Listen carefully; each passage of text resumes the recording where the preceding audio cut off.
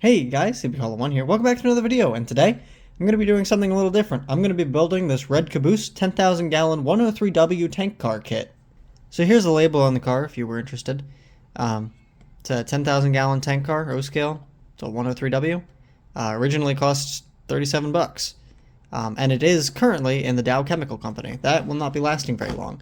As you can probably tell off to the side here, I've got these Estee Lauder decals that I've made. These are going to be the decals that are going on the car. I did the same thing I did with the Reading decals over here, which that video is still pending. But I printed it in different resolutions. So for some reason the 1200 DPI it came out a little bit fuzzy in some places, whereas the 600 DPI came out a lot better. I don't know why that is, but yeah, so this is what I'm going to be using. I'm doing this for my fiance because she's big into makeup, and this logo looks really cool, and it existed in the era that I'm modeling, and their first store was based in New York City, New York. But yeah, so these are the decals I'll be using, but I got to start by opening this up and repainting it. Alright, so let's pop this open here. Here are the some of the drawings that they gave you for how to build the car.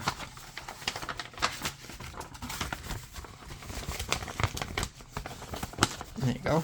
Prototype information. I'm going to have to read through this just to get some backstory on what this car actually is. It's got the parts. There's the assembly instructions. So, ooh, this one, that should be really easy to 3-rail scale if it's got coupler boxes. I haven't really looked too detailed into this, but there's the rest of it.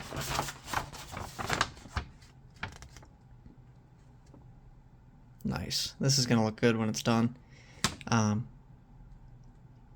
But yeah, so I do have a plan for the paint scheme. I'll put it on screen now. I'm going to go through and pull out all of these pieces, figure out what they all are, where they go, and we're going to start painting all of the parts to match what that concept art is. Alright, let's start looking through this thing and see what we got. Here's the shell, obviously Dow Chemical Company, Midland, Michigan, or Texas Division, Freeport, Texas, depending on what side you're looking at. This is all correct to what the car would have had.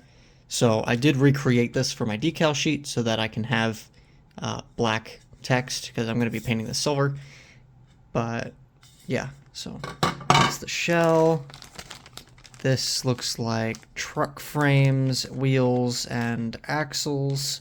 I am probably going to be buying new trucks for this. I need to put together the kit to figure out what trucks I'm going to get, if I'm going to do like Weaver, Lionel, Atlas, whatever. I do have some spare axle sets in here. My friend gave me the plastic ones, and then I pulled the metal ones out of a parts bin. So I've got options as far as the wheels go in terms of 3-rail, because of our ridiculous pizza flanges. 2-rail wheels and 2-rail flanges like this do not go well over 3-rail switches. So this looks like a bunch of the fine detailing, like some of the grabs, probably some of the piping, the underframe detail. This looks like the lid. There's some screws to hold on the trucks. Yeah, there's some brake detail in there. Alright. This is the bottom of the tanker. So this looks like the underframe support. Here's the actual car frame itself with walkways that are not see-through. That's going to drive me nuts.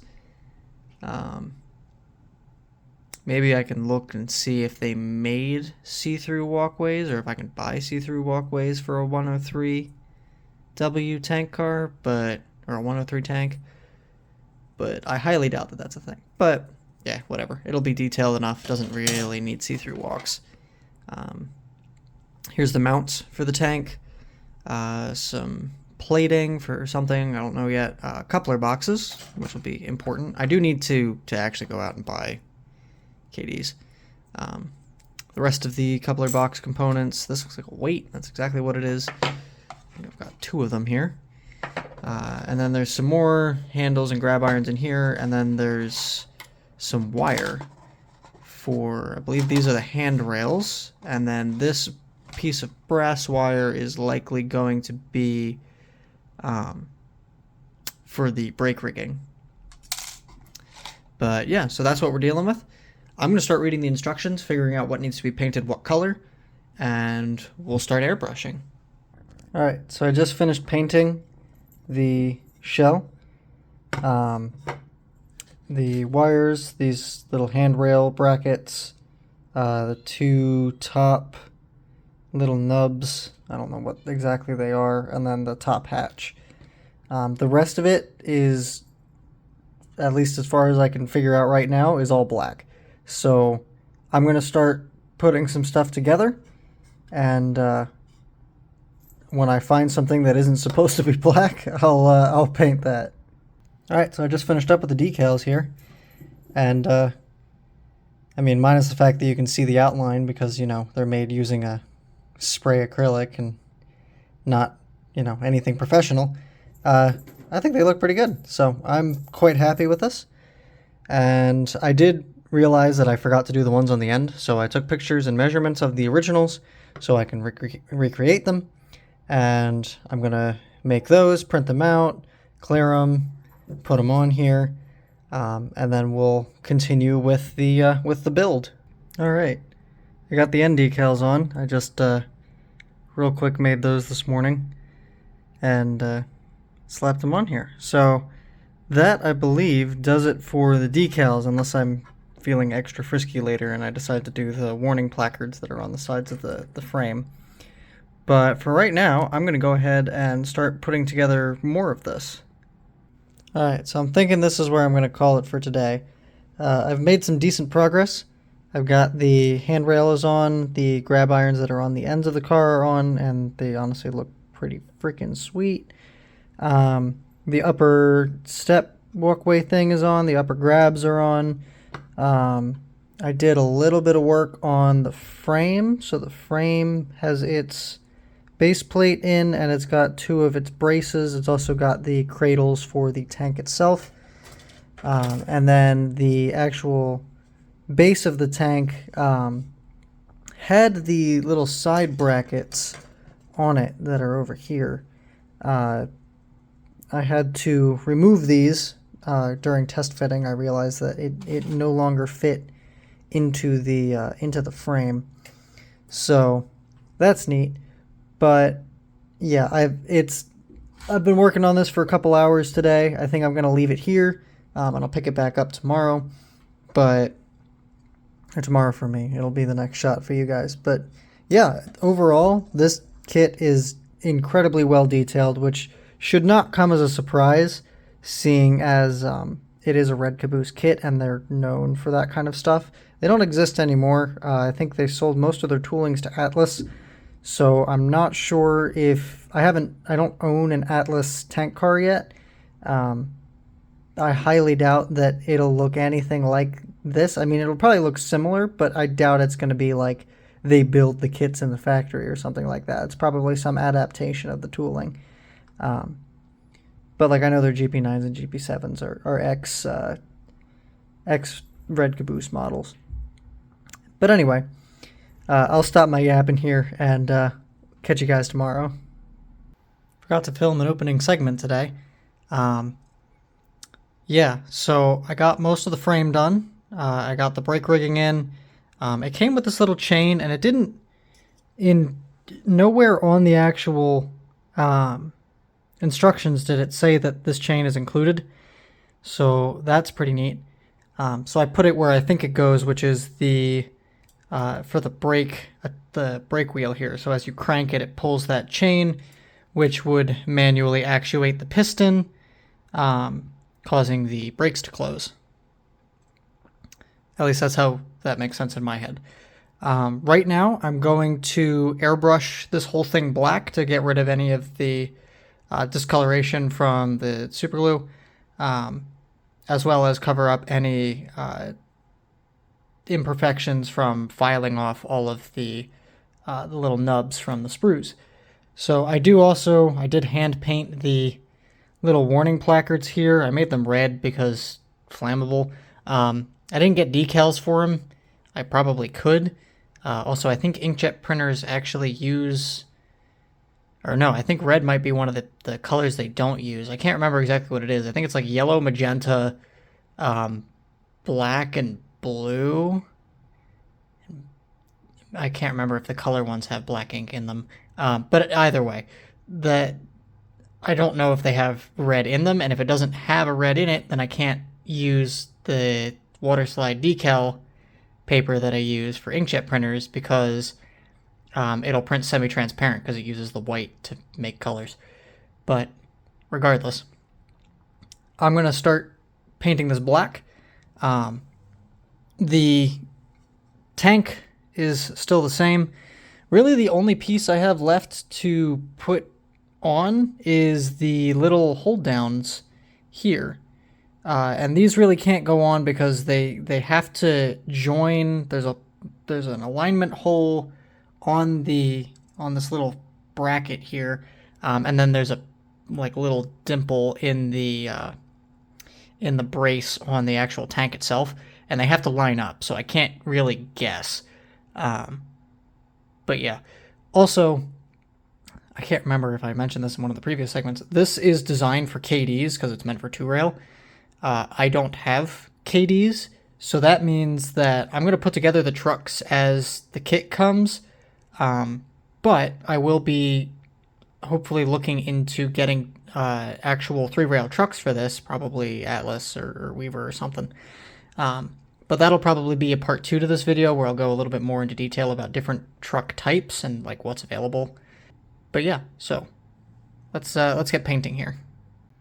That looks way better now that it's all actually one color. So while this sits and dries fully, I'm going to start assembling the trucks, and then I'll mount the tank while the black paint on those is drying. So the trucks are now assembled, and check this out. Yeah, they're sprung. They actually, the way that you build these, you put in 3 of these springs on each of the frames, and you get a little bit of springy action out of it. This one's a little bit stiffer, so that's pretty cool. Yeah. Anyway, onto that. I just remembered that I have to put these weights in, so I got to figure out how they go in, and then yeah. And just like that, the model is done. Yeah, right. It's like a here's one I prepared earlier moment, but I didn't want to do a super detailed video because all in all, this took me about 6 hours to plan, prep, and assemble. And I don't think you guys really want to watch a 6-hour video because that's a lot, even for me. That's a lot. So if you guys have any questions about what I did to assemble this model, from top to bottom, doesn't matter, drop a comment, and I will either answer you guys in the comments or in part 2 of this video, which is going to focus on the trucks, because as you can see, there are no couplers on this thing. So this is currently running on 2-rail trucks, and it's supposed to have KDs, but as I said previously, I don't have KDs. I'm hoping to eventually 3-rail scale my fleet, which means I will be running low ride height and KD couplers on all of my equipment. And when that happens, this will probably be one of the first cars to be 3-rail scaled, just because it's pretty much already there. It's got the coupler boxes built in, and then this will be followed by my 21-inch PRR passenger cars and my 18-inch Reading cars, because they have the adapter plates for KDs. So the reason that this won't theoretically work on 3-rail track is because of the flanges on 2-rail trucks. Because we have these giant pizza flanges on 3-rail trucks, they track really nicely through 3-rail switches. 2-rail trucks apparently have issues when it comes to tracking through Atlas switches or Ross switches. I have not tested this to confirm if these allocations are correct, but you can bet that the first chance I get, this thing will be on a layout that has switches, so that I can track it through and see if it causes any problems.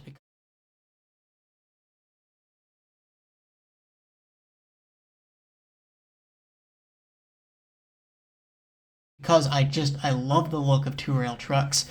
Having the realistic flanges is really nice, even though it is high rail and the actual railhead is like a foot off the ground in scale terms. I like the realistic trucks, so if I can do it, I will. But yeah, I hope you all enjoyed, and I am CW Hollow One, and have a good day, or maybe good night in your case. See ya.